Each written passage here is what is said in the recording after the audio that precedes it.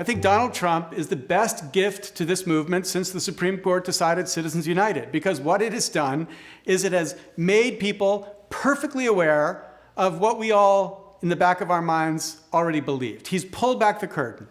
So here you have other people putting up money into other campaigns where they'll have total control. 100%, Katie, they will have control of those people that are running for office.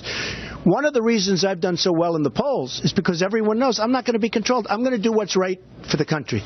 No lobbyists. I have all these lobbyists. I know them all. I've hired many of them over the years. They're very good.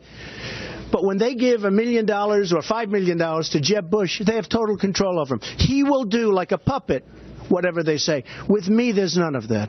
And now in the Republican Party, you can't pretend that this money is not having an effect, because Donald Trump has made it clear it does have an effect. And he knows, because he's been the giver, and he's been the giver to many of these various candidates up on stage and to candidates on the Democratic stage. Why was Hillary Clinton at the wedding? Well, he answered that question because he knew she needed his support. So this reality is accepted by Democrats and Republicans alike.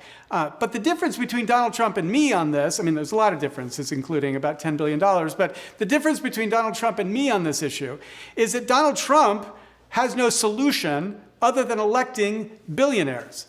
And in my view, we already had that fight. It was called the revolution. We said, to hell with a system where you got to rely on the rich, the people who are independent, to govern the nation. We need a democracy, a representative democracy. So I want the same thing he wants, namely politicians who are not dependent on their funders.